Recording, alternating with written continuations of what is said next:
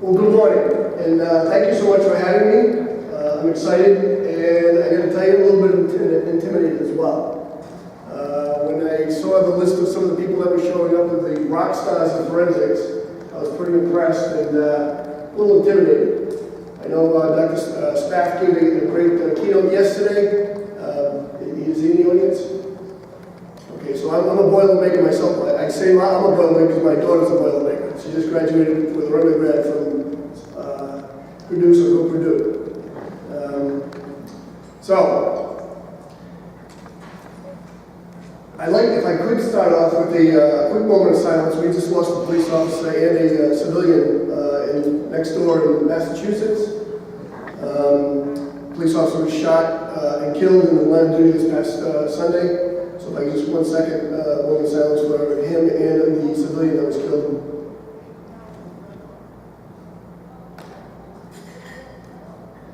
Okay, thank you. I want to say his name too, because you need to know that. Michael Chesnut was the police officer that was shot. Okay, so I want to kind of bring to you a little bit of a practical side of what we're seeing in law enforcement, what we're doing in law enforcement. So I've been with the computer crimes unit now for, I guess it's been about 12 years now. I started off as a young detective in major crimes unit some 14 years ago. Coming from the road as a trooper. And when I was in major crimes, I started to see the development of, forensics and computers playing a part in some way into crimes. I don't think I completely understood how much that is going to come to be and how much it's come to be now in our world. I can tell you that almost every case that we have nowadays has at least some aspect of the computer crime unit. Whether it be a harassment case or a murder. There's a phone somewhere involved, or there's a computer somewhere involved. There has not been one case that we have not been involved with. On top of the idea of trying to deal with the child exploitation stuff we're dealing with. My unit is basically broken down into three different areas. We have a forensic unit, 2 civilians that work, and some of us that do forensics as well as troopers. We have a child exploitation or ICAC unit, for those of you that don't know, the Internet Crimes Against Children, which probably takes the lion's share of our duties. And then we have what we call a Joint Cyber Task Force, which is the cyber side does intrusions, fraud cases as well. Initially, some 12 years ago, 13 years ago, we started off, we had one detective in computer crimes. And he was a sergeant, and he was expected to pretty much maintain the lab, do investigations, and what everyone wants you to do is to find that smoking gun, right? Because everybody wants the smoking gun through forensics, even though sometimes it's not even there. So from there, they grew. We had 3 of us. There was 3 of us involved, and we had one Dell computer with pretty much no memory that crashed in the middle of almost every forensic exam that we were doing.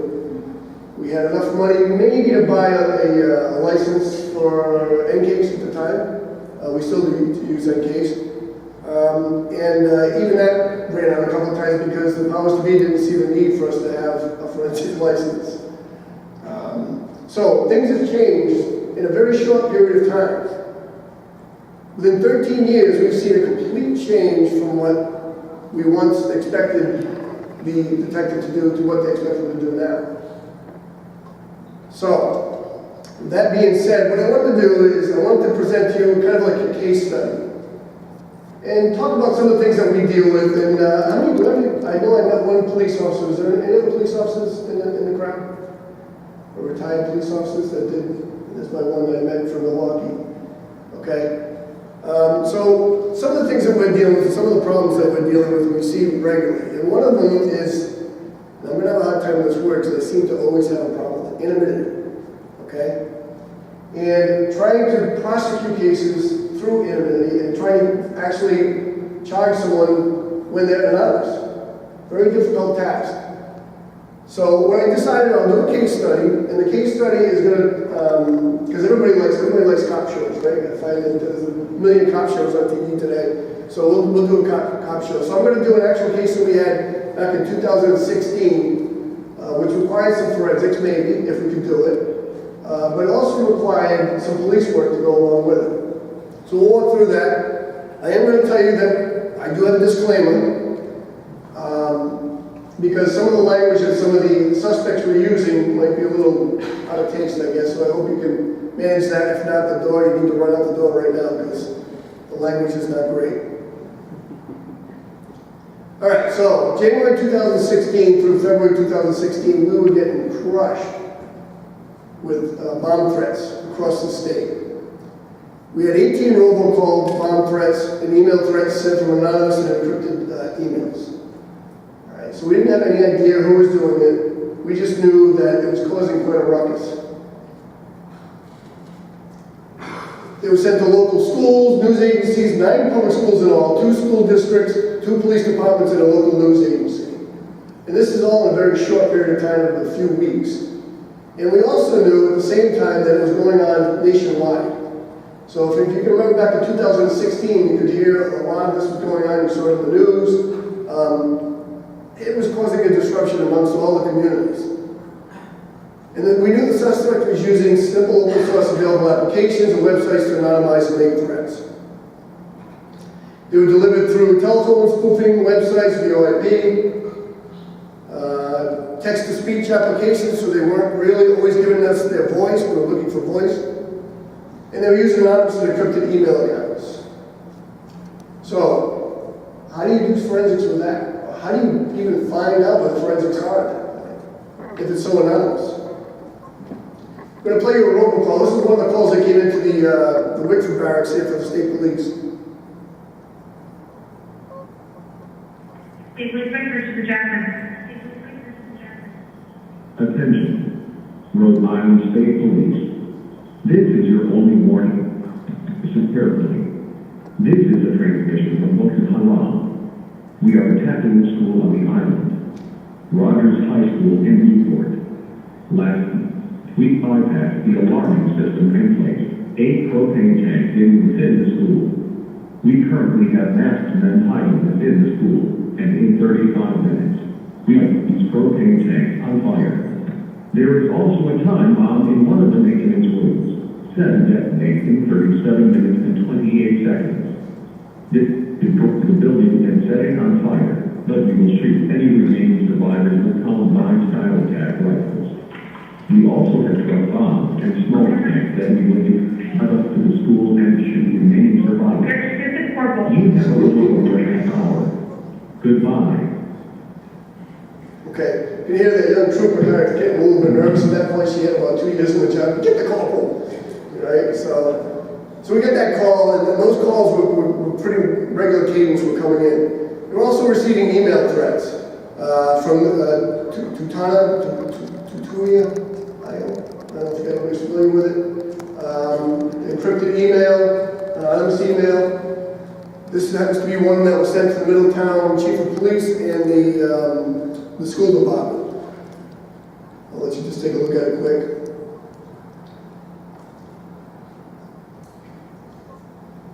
So, with this happening, it causes a problem. Because what happens is, we know what's going on nationwide, we know what's happening in Rhode Island, but who's doing it? And is there a connection? That was the question we had. We found that in 2015 and 2016, the bomb threats increased immensely. Immensely. If you look at, you can see that highlighted Mass had 135 bomb incidents, and Rhode Island had 10. So were they connected? You're going to see down the road that, yeah, they were connected. And some of these other states that you see there as well, they were also connected. And if you can look at that graph to my right, your left, your right, I'm sorry. The numbers went way up in 2016. As a matter of fact, from 2011 to 2016, we had 1,461% increase. Almost 1,500% of bomb threat incidents. Okay, so it's a bomb threat, big deal, right? Nobody's going to get hurt. Kids have been doing this for years. But before, when they used to do it, you couldn't do it anonymously, could you? You had to call from AT&T or whatever it was we had, Bell Bell South, and you had to actually make the call from a phone that we could track back. Well, we don't have that because it's anonymous. and it's expensive. The estimated cost around $250,000 just in the calls that we had, and that only includes the initial response of the SWAT teams and whatever else they had to go out to respond to all these different attacks that we had, the 16 attacks that we had. And what else does it mean? It means that parents have to go get their kids. It means that the kids have to be home and that the parents have to take care of them at home so they can't go to work. That's not even figuring that stuff in. And believe me, when that happens, people get up in arms. It disrupts your life. I mean, if you imagine that you not only you bring your kids to school, you go to work, and you're able to get home from work on time to pick up your kids and bring them back home. Well, you can't do that when you have to go pick them up 2 and 3 times a week because of the bomb threat. And if that wasn't enough, we also had the swatting calls. Does everybody know what swatting is? Okay. So you can see the definition there. And it's basically a game that these guys play. Most of the gamers, where they cause the SWAT team or the police response team to be deployed on an unsuspecting victim on a false threat. And I'm going to play you a recording of one of the swatting calls that we had. And again, they come from anonymous sources. All right, February 9th. This was kind of our break. We got a swatting call. We'd had other swatting calls to this particular house in the past. Didn't know that the swatting and the bomb threats were kind of connected, but later on we find out that they are. So here's the actual last threat that came in. This is the Newport Police Department. People, please. Hello? Hello? Hello? Are you shot my room on the head? Alright, where is this?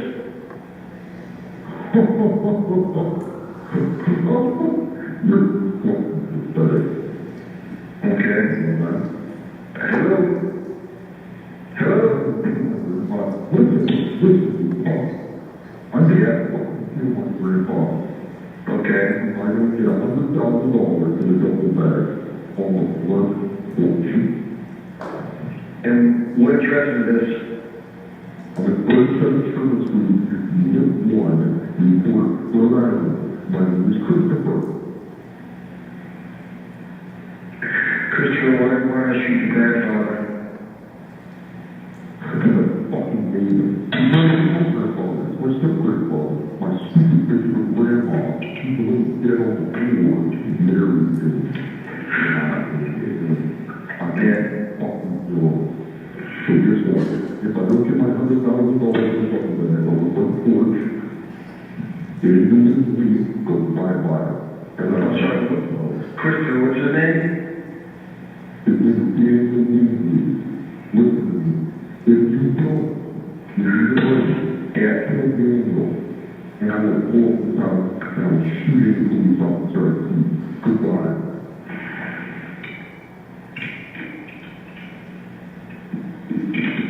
Okay, so obviously, as you well know, that's going to raise concerns by the police and probably change our response a little bit, I would think.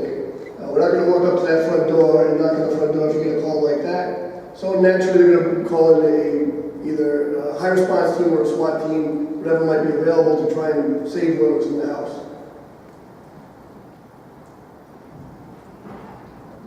During that swatting, that particular one, the dispatcher in Newport gets a phone number through Cox Communications to find out if we can call the house back after they hung up.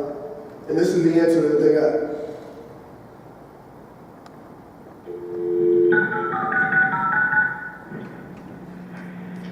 The homeowner is an elderly woman, lives with her husband, from what we think.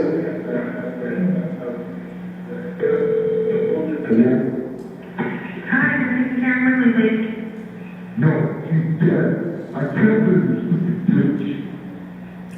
I killed her. I want my fucking money. Oh, really? I want my fucking money. What is your name, please? My name is Christopher. I'm going to shot Karen in the head. My name is Shot her in the head. Not telling me anything else. Okay. Are Are you still in the house? Listen, I'm listening. my name is Christopher, and I'm behind the district threat at Newport, Middletown, and all the other places in Warwick. My name is Christopher. I'm behind all the threats. You're behind all the threats. I don't want to anymore. I don't want to anymore. So I'm killing everyone. I would kill my grandma. I'm killing my grandma's vehicle if I don't get that money. I want the $10,000 in a couple bags. I'm going to blow up this house, and I'm going to fucking kill you. I'll get it all to you, man. Okay, well, how do you get the money if you kill us when we arrive? You put the money on the doorstep and you fucking leave. What happens when the nun leaves, or else you're gonna shoot us? $100,000 in a double bag. $100. I shoot David. And who's Daniel? Who's Daniel? My grandfather. Daniel's my grandfather. Okay, and you're Christopher Whitley? I don't need to tell you that. My name is Christopher. Okay. Listen, I want the money. And where are you, sir? Fucking house.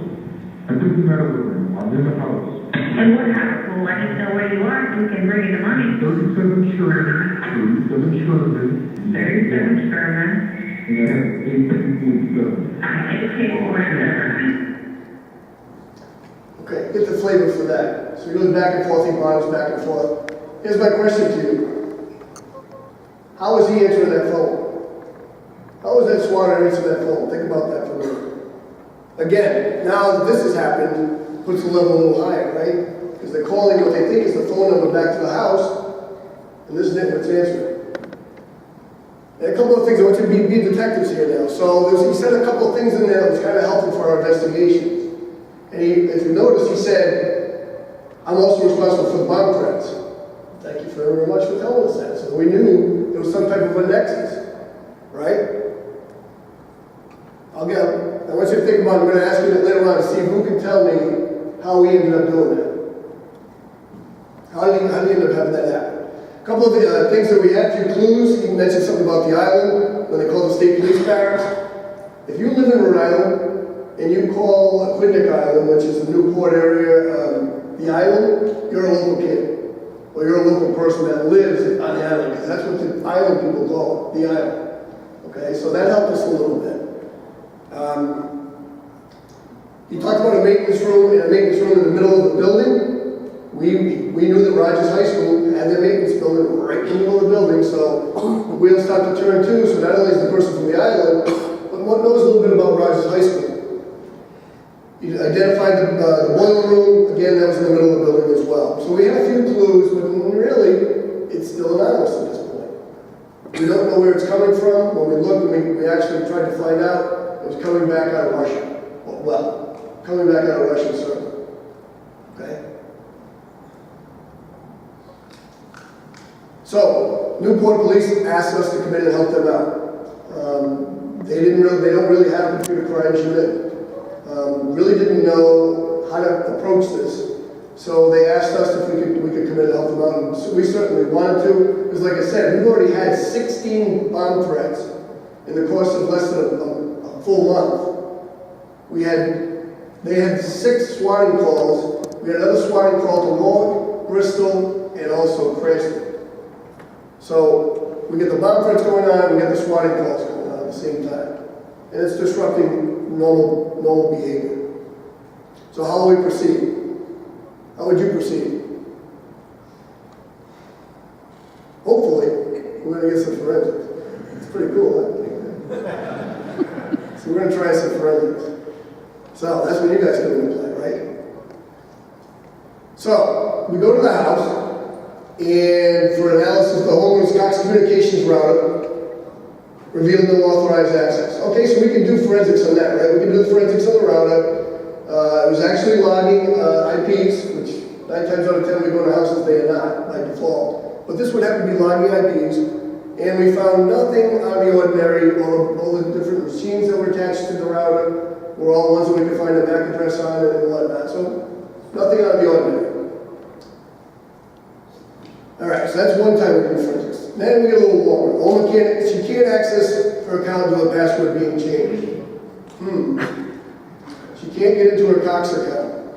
Who do you think changed that password?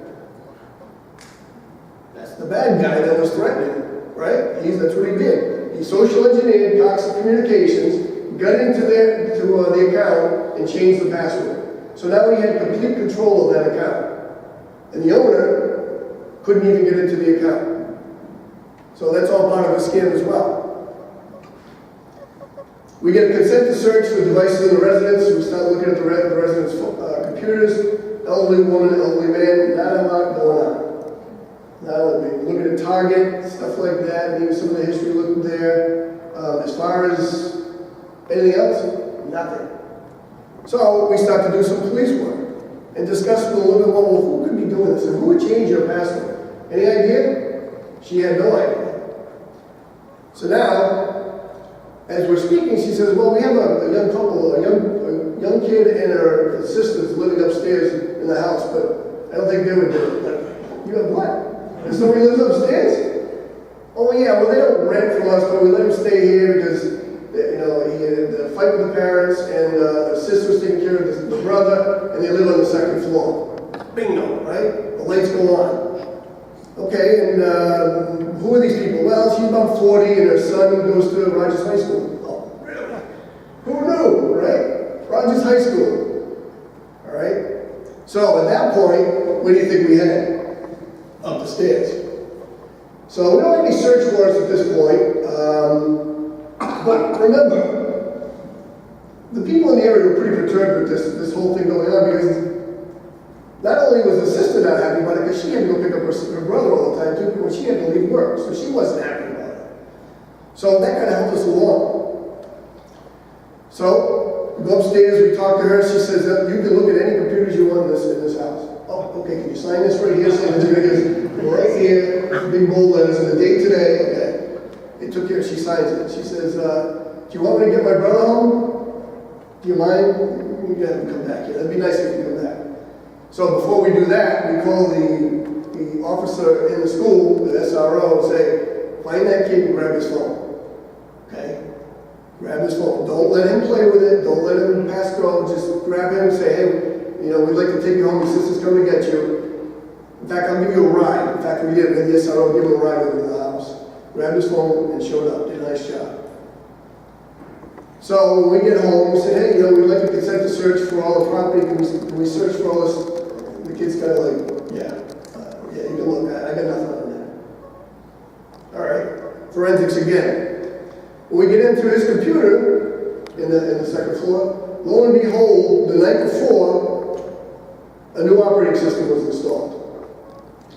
Again, as you people know, as forensic people, it doesn't really make a difference to us because there's plenty of stuff floating around in unallocated space we can find. But on site right now, we get a machine that's fresh as can be. And we'd have to pull a drive and start looking at forensic to see if we can find some stuff behind that. So there's forensics there. We can do forensics on that, so there's one place we can do it. Then we look at cellular phone, and that was the big one. That's when we found out most of the stuff was going on anyway. See, he wasn't smart enough. And this is human nature. This is the only way that the police are able to get over on this, is we make mistakes, and he made a mistake. And his mistake was that he deleted all his history, but he left his browser open. So when he left his browser open, we were able to go back and find out what he'd been up to and what he'd been looking at. Okay? So with that happening, we saw the email account that happened to be sending the emails to some of our cities and towns. He's checking his IP address. He's checking Middletown High School and principals' names. So he had a list of the principals. He was sending emails to him and her to threaten them at their houses. He somehow got a cell phone number for one of the principals, called her at midnight and threatened her. And MPSRI, that's Middletown School Department, we knew he was Googling all that stuff. We just had a bomb threat at the Middletown School Department. Furthermore, we looked into some of his recent tabs, and everything kind of started to fall into place. Bomb threat, he's reading it, he's pretty impressed with the fact that he's making the paper without his name being in it. Okay, bomb threats, he's reading about the bomb threats on his phone, he thinks this is a great thing. If you notice, he puts remove Android history permanently. He was concerned about that. I wonder why. I guess he didn't follow the directions very well, so Thank God. All right, so this kid, because with every computer and every forensics, there's a human side, right?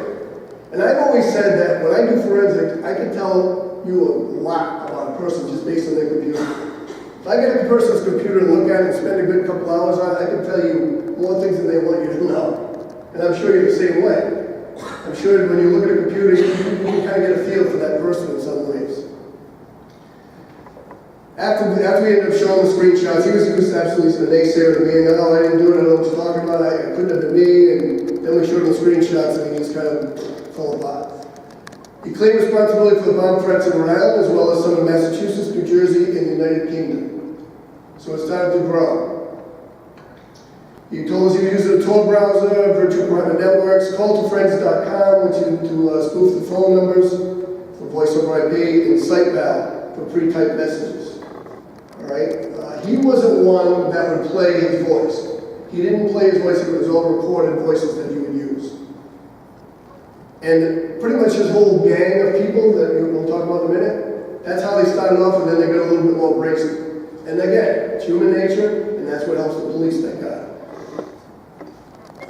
He advised he was part of a group called the Team of Evil. Pretty cool name, right? Was responsible for the majority of bomb threats throughout the country, as well as swatting calls.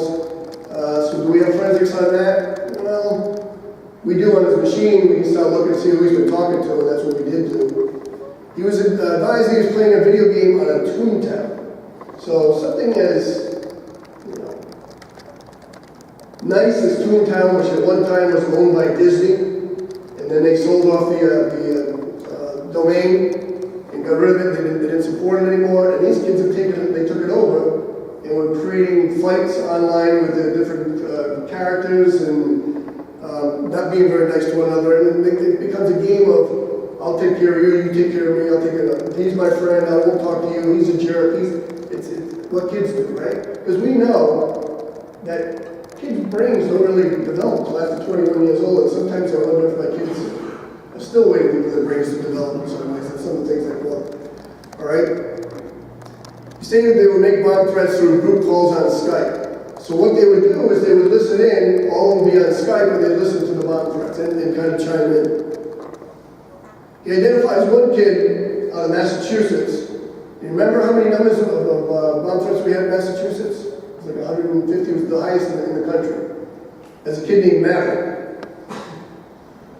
So, and he said also, one of the key things he said is that, I think his name is Alec, and they really don't know each other's names. And in fact, when you ask, when the dispatcher from Newport was asking, what's your name, son? Christopher, and he was, well, first of all, his name wasn't Christopher the kid, but he thought it was. They really don't know everything about each other, but they try to figure it out because the anonymity of the whole thing, they don't know, they can't look up through IP because they're anonymous. So, but he didn't know that this kid's name was Alec and he'd been arrested previously for a similar crime. So, he ends up being charged with 15 counts of bomb threats, 2 counts of extortion and blackmail, a count of access to computers from fraudulent fabrication. So he's got his hands full. Every single one of them is a felony. And one 15 times over. So he goes to the training school. So we think it's over at that point, or maybe we can refer some other stuff to Mass State Police and maybe get some help from some of those other agencies.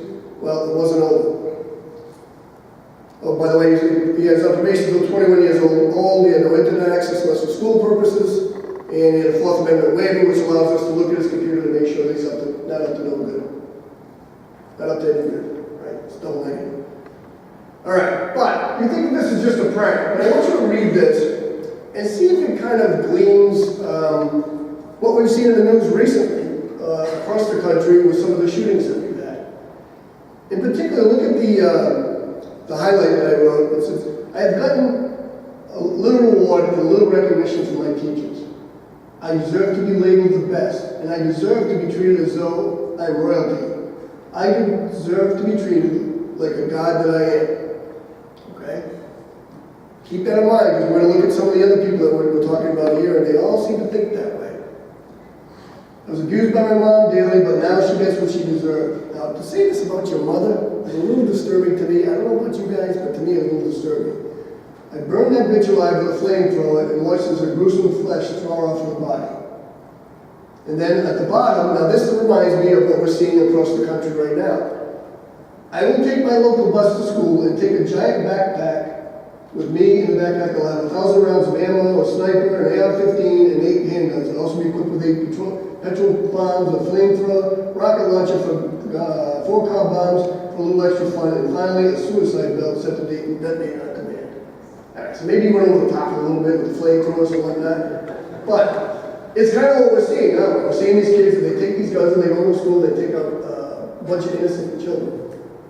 So, a little concerning. So yeah, we may say that these are just bomb threats, and they're anonymous bomb threats, and it's kids, and kids have been doing this for years, but there's more to it than that. There's a human side to it as well. This young man right here, as you may have seen in the news recently, in 2018, we were waiting for this that sooner or later was going to happen. And they did a swatting call to a house in Kentucky? Kansas. All right? And so while he's in jail, he somehow gets on the internet, I don't know how he had a phone, and he starts tweeting. He says, how am I on the internet if I'm in jail? Oh, because I'm an e-god. That's wild. Okay? Sound familiar to the other guy we just talked about? He also thought he was a god as well. This guy, as a result of his swatting call, ended up killing a man in Kansas City. The police shot the man because they thought it was a legitimate gun call. Awful. The people in the house had nothing to do with anything that was going on with the person he was fighting with online. Just an old resident. All right, so we think it's done, and then as our suspect goes to jail, he's at the training school, and he decided, our friend, or a friend that was involved in the team of evil, decides he's going to stop calling the training school. Alfred, Bernstein will get his revenge. Alfred, Bernstein will get his revenge.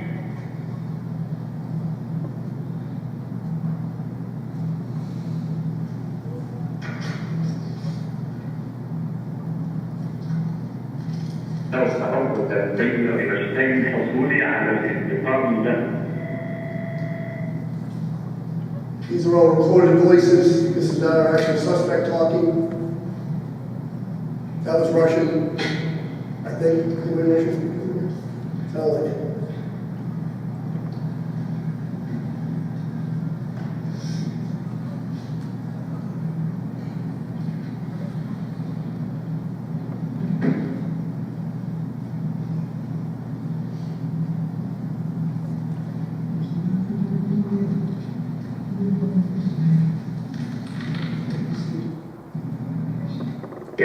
ثورة أو أدنى بحلول للفقر الجميع.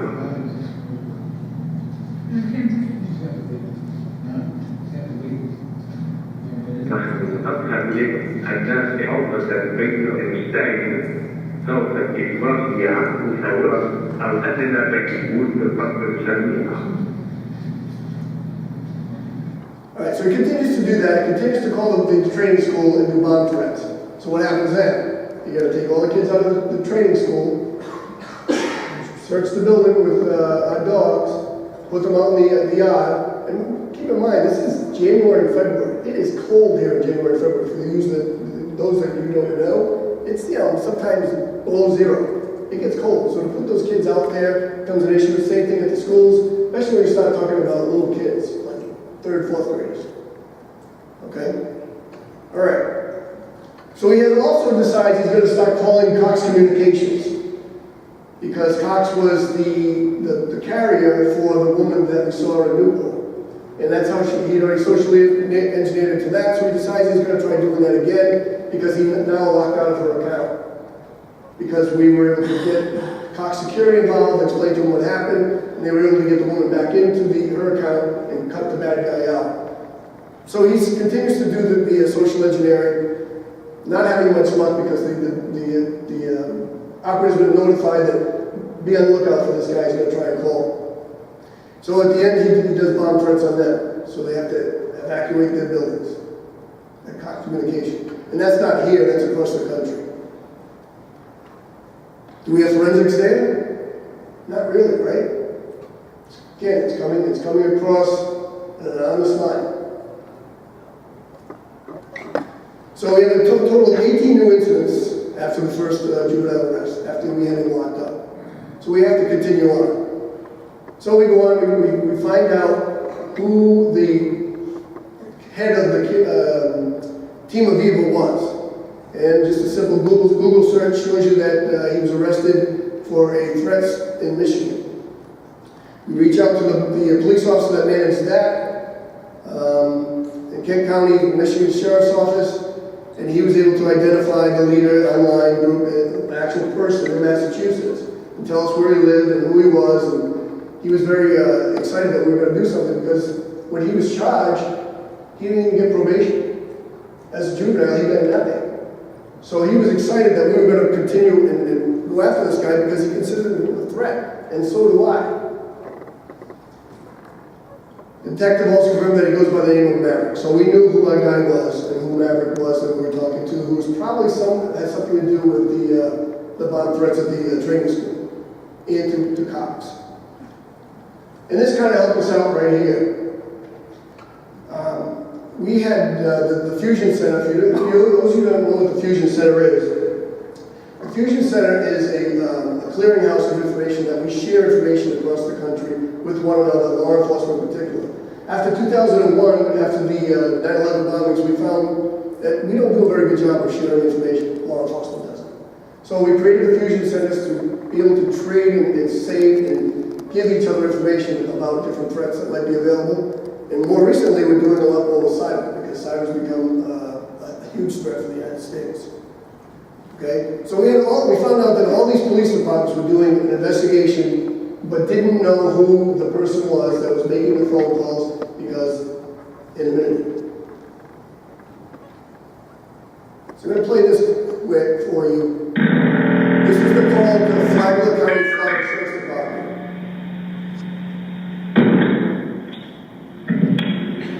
Second Sheriff's Office, here to help you. How can I help you? Where are you?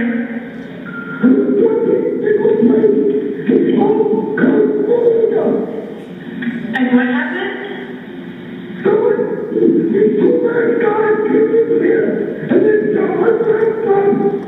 Is he breathing? And you're at 14 Bigler Place? When did this happen?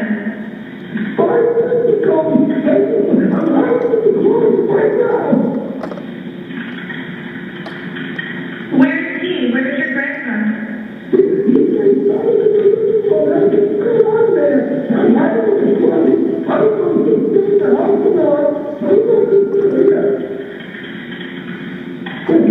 What's your name? Gail Kenny? Can you hear anything? No, right now, no. But this can't hear you. They have so rifles. I'm scared. You have an AK-47. Hello? I'm here for you. Okay. Wait, who else is there with you? I don't know. They're trying to get in. Is that what I hear? They're trying to get in. Okay. I'm gonna stay on the phone with you, okay?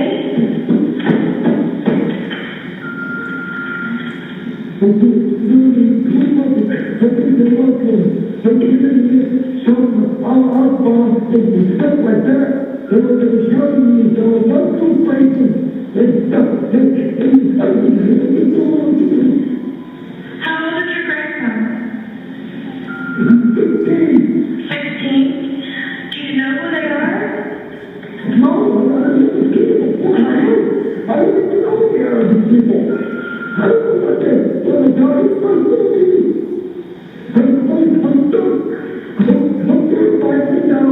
Okay, that's okay.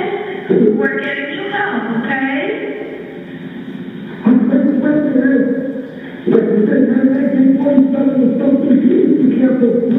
Okay, that's okay.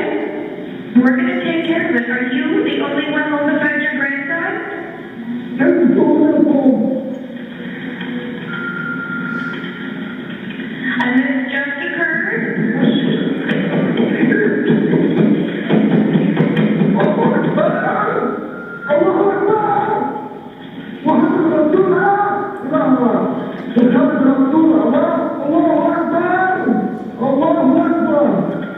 Okay,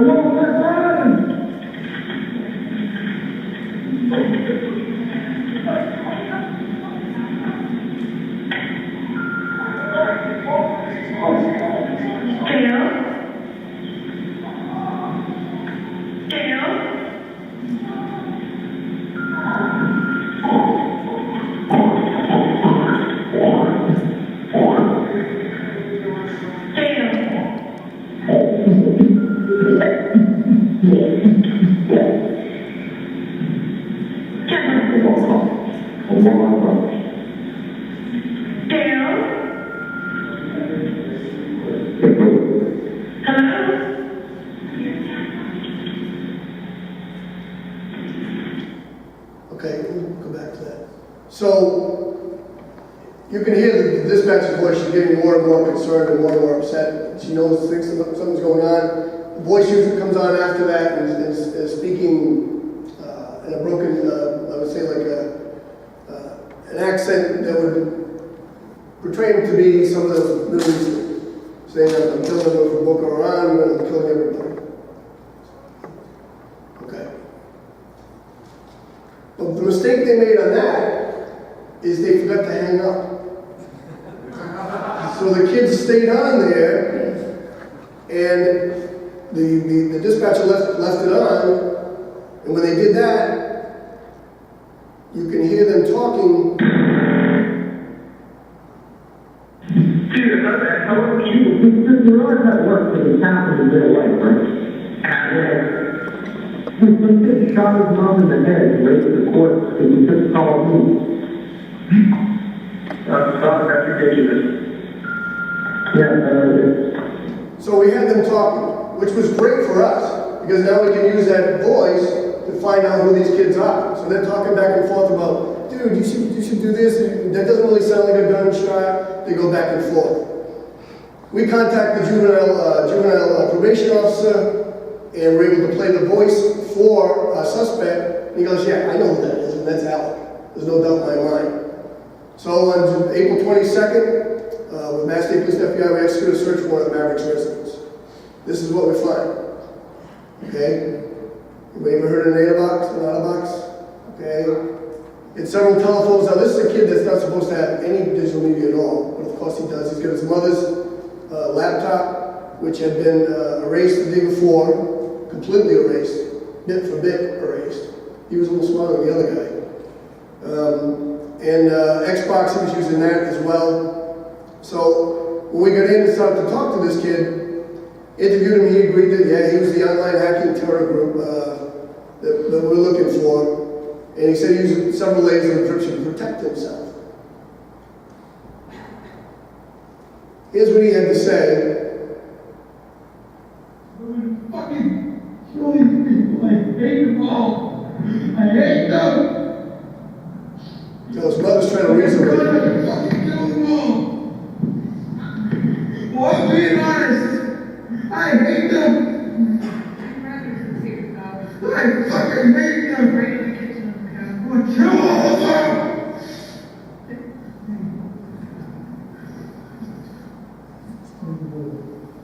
Hate them. We're doing fucking bombs at FBI. We're doing bombs at police. He didn't like us too much. I'm very upset about that. So he was arrested. He remained at the training school until he was 21. He now still has active warrants in around New York and Florida. As a result of this, we had the FBI reach out to us, and we ended up with another arrest out of the United Kingdom. Was involved with this group as well, and part of that flagrant conversation that we could hear the voices going back and forth, that helped them out. And we haven't had any bomb threat, knock on wood, since then, since we made that arrest. Now, Frank had asked me if I could just share with you real quickly some things or some requests that we might have, state police, as investigators, as forensic investigators. We need a reliable program to analyze Chromebooks, Surface tablets, and gaming consoles. We really don't have one good tool to help us out with that. This is coming from my forensic examiners. A reliable program for decoding app contents on phones. As you know, the apps change constantly, so they're communicating with different apps on the phones, and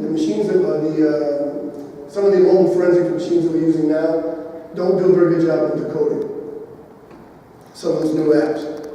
Dealing with iTunes backup passwords, that's something new that we've been dealing with recently, where the iTunes backup, if they back up the phone to iTunes, and we try to dump the phone, we can't do it, because it's looking for the iTunes password before it can parse it out. And also, something that we've really been hitting on the other side of the cybersecurity side of things is that the BECs, the business email compromises, you guys can come up with a way that some type of user behavioral analysis technology or otherwise wanted for unusual account access patterns that may indicate unauthorized access or use. Because these people have no idea, these businesses have no idea that somebody's actually in their email account and watching the traffic that's going back and forth between the two. And I will finish by, or end by saying this.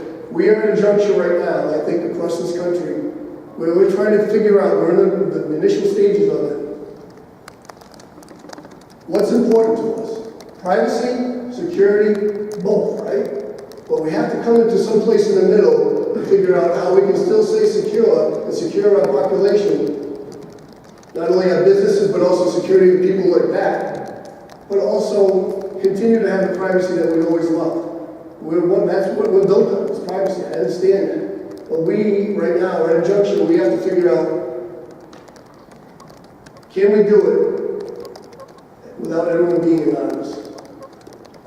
With that, thank you for listening, and I hope you enjoyed it.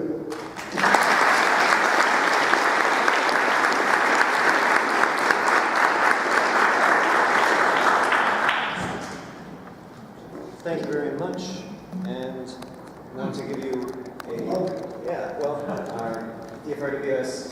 If you're group being on this, whatever you want, and our WS sweatshirt. swag. You can take probably a question or two if people have. Do you have any questions? You're sick of hearing? I have a question.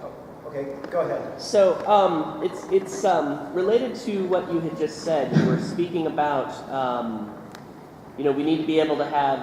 You would like it if we could be able to have privacy, but without being anonymous. What would you say to those people who basically say privacy and anonymity? I have trouble with that. Are the same thing, or they go hand in hand. What would you say to people who say, well, if you can't be anonymous, then you can't truly have privacy?